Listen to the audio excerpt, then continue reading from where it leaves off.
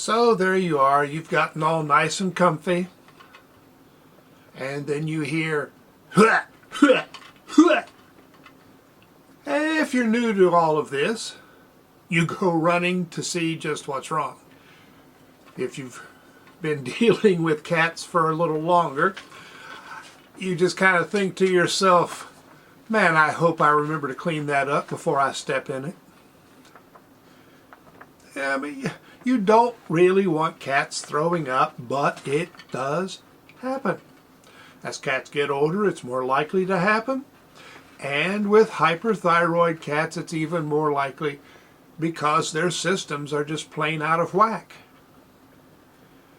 So, when does it really matter? When is it something that you just be more patient with? And I know you want answers, but questions before answers. So first question for me is, how frequently are they throwing up? Now, if they're throwing up once, twice, 3 times a day, that's not likely to be a big deal.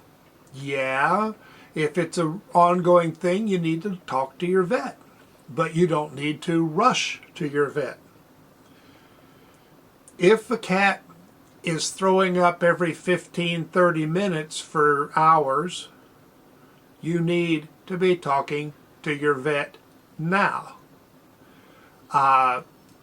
That could be something like acute pancreatitis, which should be you start treatment as soon as possible. Could be they've gotten into something toxic. May not be a big deal, but as with a lot of things, the sooner you treat, the better your chances. Now, that sort of thing's not common. What you have to keep in mind is that if a cat throws up once, there's a good chance they're going to walk away and throw up again and throw up again, and it seems like they're throwing up 2 or 3 times in just a couple of minutes. I consider that once. It's a single session. They kind of get that settled, probably throw up food the first time or two, and then it turns into liquid, and and with a little luck, then they stop. So, difference between throwing up every 15-30 minutes versus throwing up 3 times in 5 or 10 minutes. Okay, now, timing. Is this happening mostly early in the morning? Like somewhere between 3 a.m. and breakfast? Or maybe they eat breakfast and throw up immediately after? Or any time that they go more than 4 to 6 hours without eating? And, if they haven't just eaten, is it clear to white foamy liquid? That tends to be a stomach acid issue, which is very common with older cats, hyperthyroid cats. It may be the most common reason for them to throw up.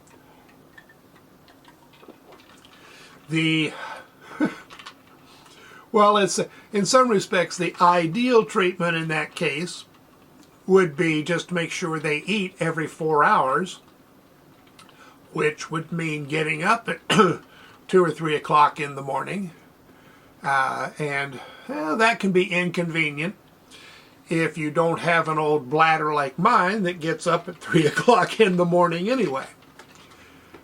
Other than that, the 2 basic treatments would be raising food and water dishes 2 to 4 inches off the floor so they don't have to lower their head below stomach level, and 2.5 milligrams of Pepsid, famotidine, before bedtime. 2.5 milligrams is a quarter of a 10 milligram tablet. Don't buy the 20 milligram tablet, because then you're trying to cut it into eighths, and that's a real pain. Of course, I mean, this is an over-the-counter med, but your vet should know that you are doing it. And 2.5 milligrams once a day is usually enough. 2.5 twice a day is fine for most cats. If they have kidney issues, the kidneys might not process that dose quickly enough, you get lethargy. So if you have to use that dose and you get lethargy, you cut back on the dose or switch type of treatment. Now, some people will say, well, I put plenty of food out, before going to bed, and they think that means the cat is eating overnight. But if they eat it all early, you're still looking at, 6 hours between meals. So don't count on the, feeding before bedtime. And of course, some cats, once the food's been out for a while, they won't eat it. So just because food is out doesn't mean they have eaten on a good schedule.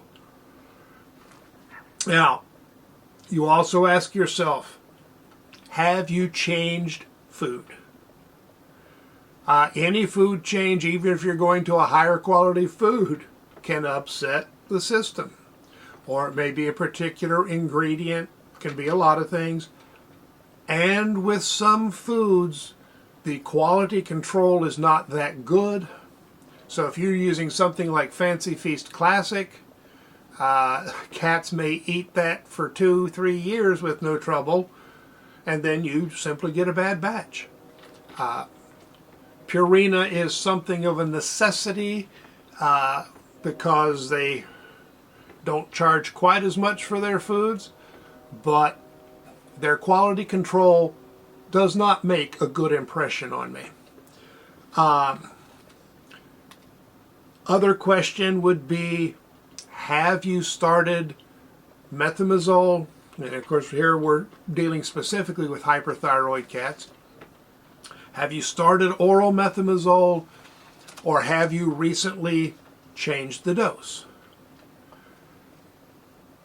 When cats start methimazole, the dose is often too high, and that can cause problems one of two ways. Either because it lowers the T4 too much, which can cause kidney problems, which can cause vomiting, or the number one side effect of any oral form of methimazole is digestive upset, which can be vomiting, diarrhea, anything. So if you have recently started methimazole or changed dose, you may have to adapt.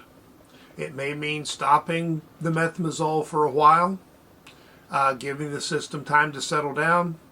I talk more about that in my video about appetite problems, so you might want to check that video out as well.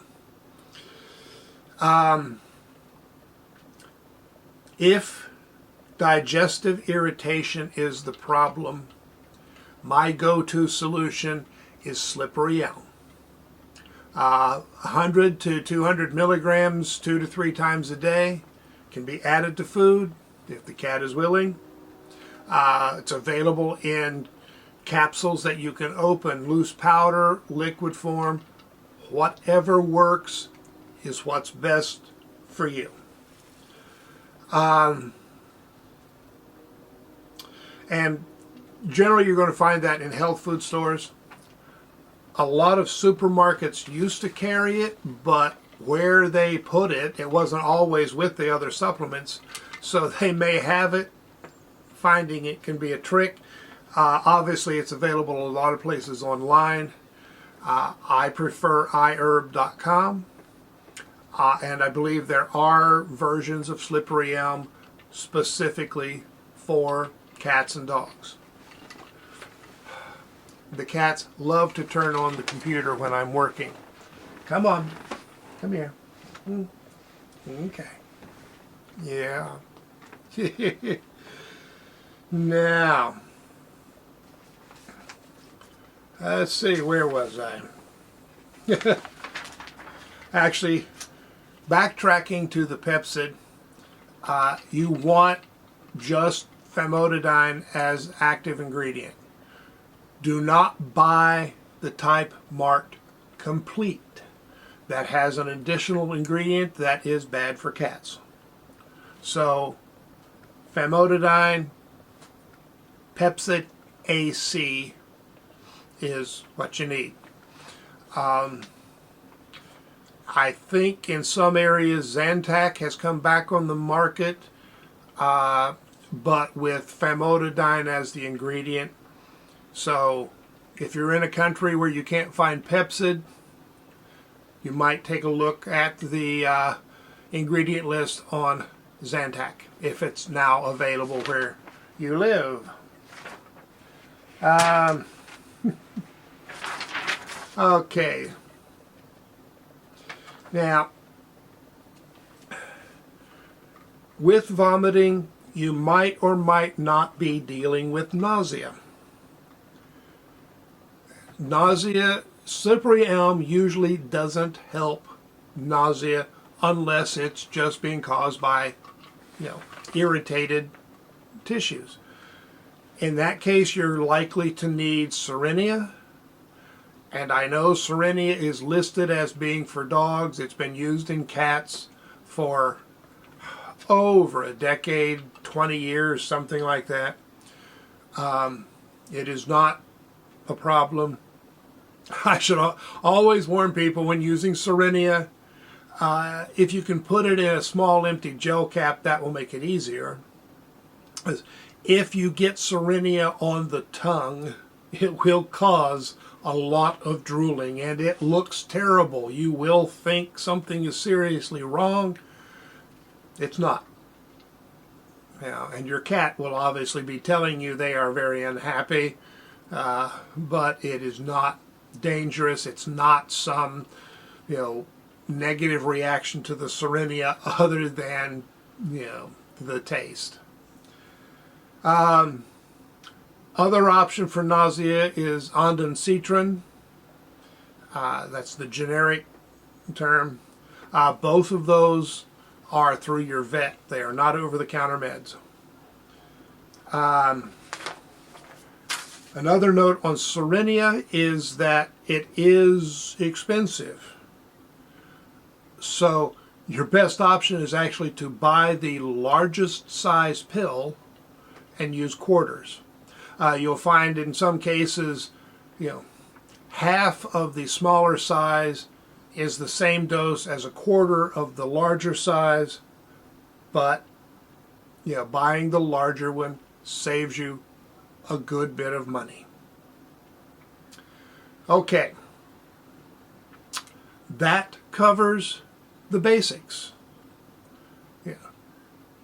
Track the timing, the frequency, consider what you have changed in terms of food and medicines, and then your go-to treatments are raising a food and water dish, which is probably a good idea for most older cats, maybe all cats.